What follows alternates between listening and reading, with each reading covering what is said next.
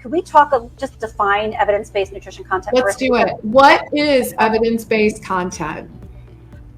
There are two things that I want to make clear here about nutrition content. It's very different, right? So creating a nutrition course, by the way, is very different than creating a course on like how to decorate a cake or how to paint cats, right? Like those are great courses, and you can take a course to learn how to build a digital course. But you know, Leslie, and those of you who are watching, you do know that a nutrition course is very different because it must be evidence-based.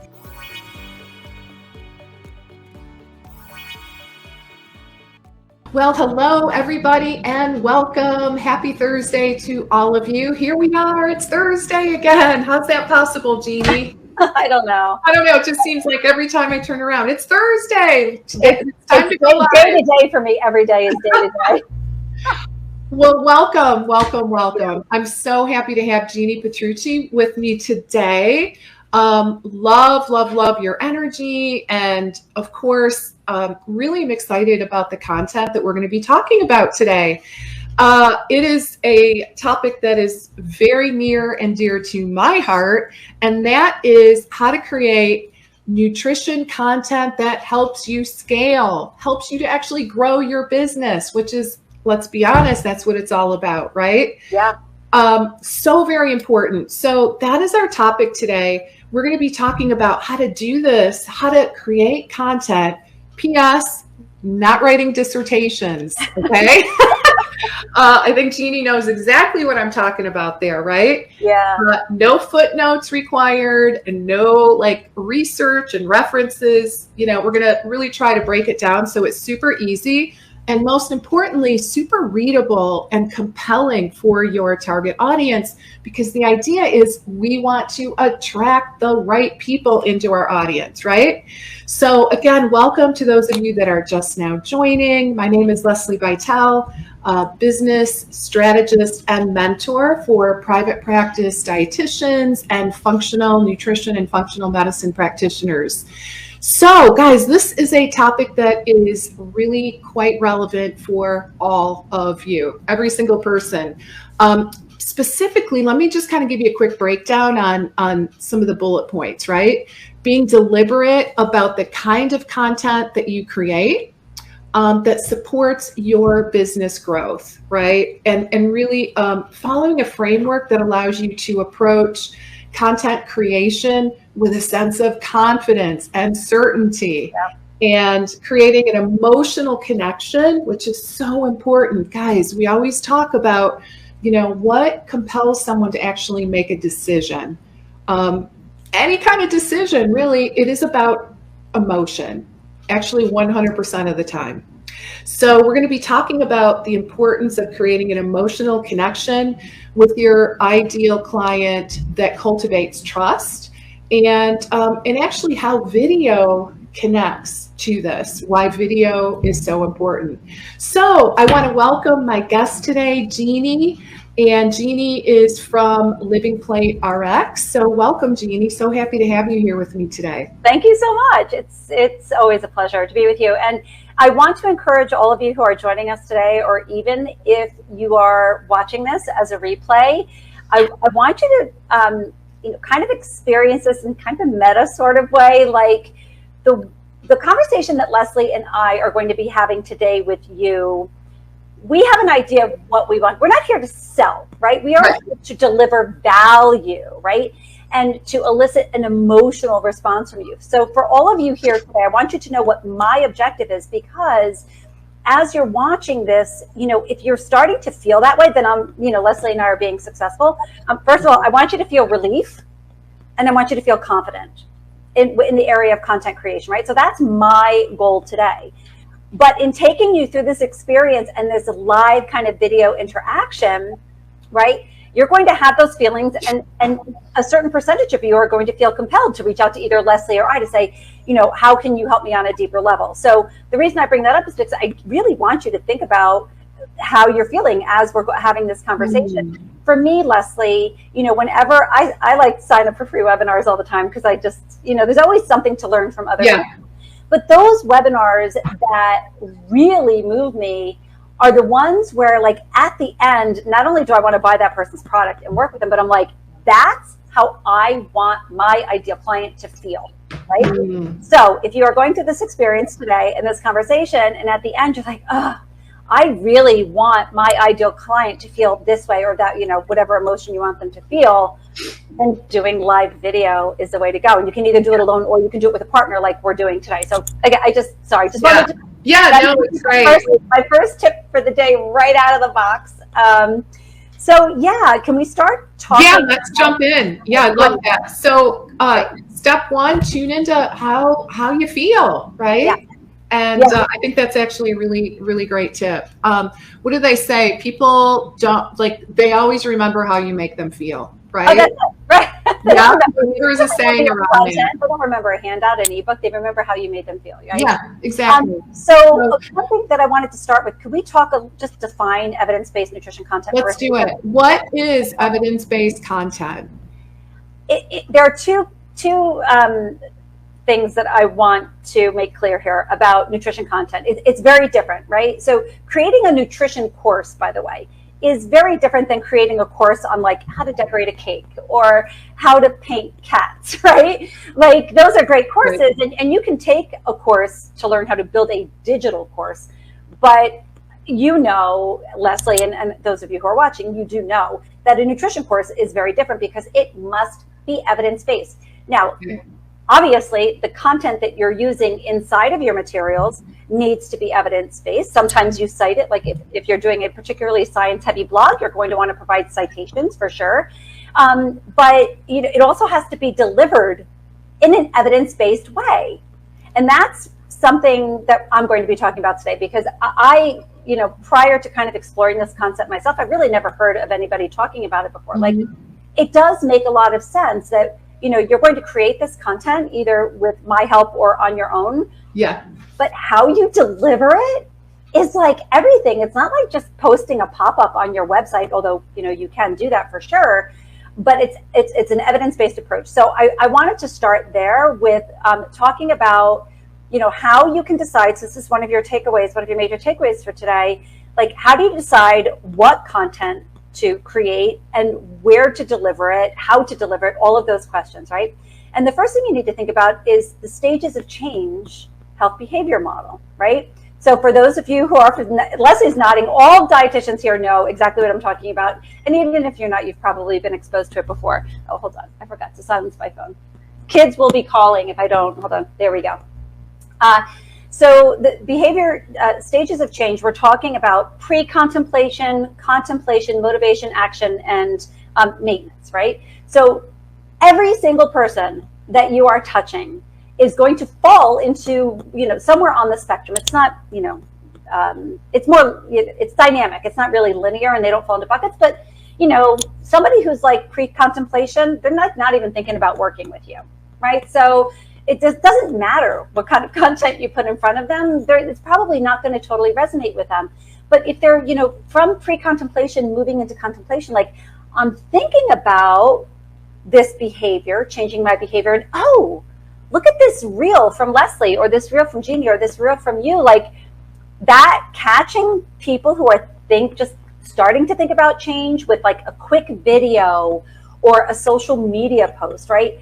People, you need to catch them where they are. They're not going to come to you, right? You need to, and that's why social media can be really important. Does that make sense, Leslie? It totally makes sense to me. Yeah, and I love the review on, on that spectrum, right? Super important. Yeah. So again, between pre-contemplation and contemplation, people just thinking about it, you want to get them with that sound bite, that reel, something entertaining, something high value content, but delivered kind of where they are social media. So if they're scrolling on Facebook or Instagram, my audience is a mix of both Instagram and Facebook, but maybe yours is different, right? So if somebody is not even thinking about behavior change, or maybe they're just starting to think about it, and you send them an email, right? They're probably not even going to open it. So that's a perfect example of your content hitting somebody at the wrong time, right? So, emails, things like emails and newsletters and blog posts, typically are people who are already crossing over into motivation. Like, I'm like really beyond thinking about, changing my behavior. I'm like pretty much ready. So I'm going to Google, nutritionists who specialize in whatever, topic that is of interest to me, right? And that up comes your blog, up comes your website. So you can see just in these two specific examples about somebody who's not totally thinking about it and somebody who's already thinking about it, how the content will land differently depending on what it is and where you're delivering it, right?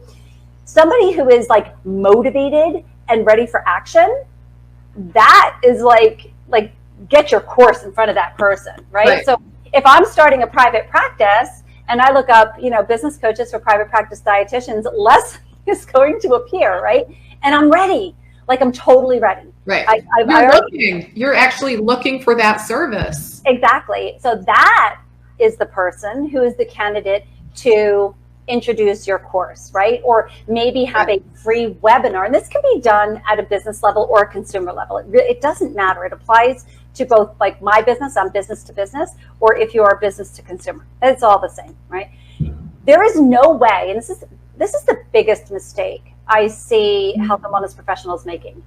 There is no way. I don't care if your course is like the best course ever, right? And the courses that my community members are building are like mind-blowing, like beautiful, interactive, and incorporating all things that we're going to talk about. But there's no way you're going to sell that course to somebody who isn't motivated. It's not going to work, right? So you need to do a little bit of work to kind of warm up the audience. So, and Lesli, I know you talk about this kind of in your profit pyramid, right? Like, bring people in, warm them up. So that top of the funnel, like you're bringing in all kinds of people. Now, some people are going to come into your funnel totally motivated and they're going to move right to the course, right? But other people are like, oh, I don't know. They want to dip their toe. Yeah, I don't know you. Yes. I don't like you yet. I don't trust you like that. No, there's a little more work to be done. Right. And so, paying attention to all of the different kinds of content that you need to create at different spaces in the pyramid that Lesli, illustrates so effectively is really important. And understand, there's no way you're going to sell your course to somebody who's not motivated, right? It's not going to be like, it's not going to work, especially with nutrition related health behavior, because it's freaking hard, right? Changing and we all of us at one point or another have tried either successfully or unsuccessfully to change our nutrition related health behavior. It's how life is, right? And it's hard. And so our jobs are hard. And how do you motivate that person, like in your process? So motivating somebody is done by delivering value, really, right? So that actually brings us to our first principle, which is that people, you're not going to make money off content. You're going to make money and grow your practice by delivering value, right? Mm-hmm. So if somebody is thinking about it and maybe they're quasi-motivated or just need a little bit more motivation, like they have to trust you first. They have to know you. That know, like, trust factor is so important. And so they need to know you. And one of the best ways to get to know you is to be on video, right? So perfect example of this, by the way. And it was a story. It wasn't even a video. It had some movement in it.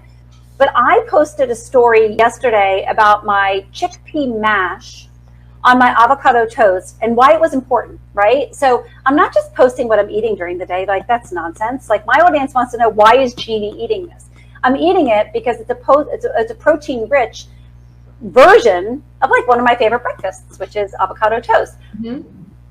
It was hilarious. I had so many people in my DMs like, what are these people DMing me about and sending me messages about? I was like, can I have that recipe? Because and these were like, a few of them were older clients of mine who now see dietitians in our practice. But like, that's the perfect example of being like, that's relevant content, right? I need to increase my protein at breakfast and this looks delicious, right? So, in terms of getting people motivated to take action, because that's what we're all about, people. If you're just going to be a cheerleader without an end game in sight, like, forget it. Like, you have to know that all of the work that you're doing is to change someone's behavior. Yeah, I always say you kind of have to reverse engineer, right? Like Yeah. start with what is the end point you're after and re-engineer the process, right? Figure out how you're going to get them through that funnel. Exactly. Like, what is the outcome that you want? And really, so that's all about strategy. So, Leslie, I often get questions from our community members about, business strategy. I am not a business coach. I'm an expert content creator. Yeah. Leslie is a business coach, right? Yeah. So, having the two of us speaking today is relevant in that you need a strategy. You need to know not like what you do need to know the outcome that your consumer or your ideal customer wants, but you also need to know what am I trying to do here with this content, right? If you're just generating content and posting it willy-nilly, you're not, there's no strategy to it, right? You have to have a strategy, and everybody's strategy is going to be different based on kind of their practice philosophy and who they're trying to reach, right? So, exactly. So Leslie, did I answer your question then about what type of content motivates people? Yep. Yeah, so getting them, hitting them where they are, hitting them with relevant content that is important to them. Mm-hmm. And that chickpea mash was just like a perfect example. I'm like, and I wasn't really even thinking about it because I do it often enough. I'm like, if I'm eating something and I'm like, there's a lesson here, right? It's not what I eat in a day. Then nobody wants to know that. Right. I mean, they do, but that's just curiosity. That's not going to move anybody to change. What's relevant about what I'm eating, and the why, right? The why, like why is the how? They also want to know the how in terms of how to make it. Exactly.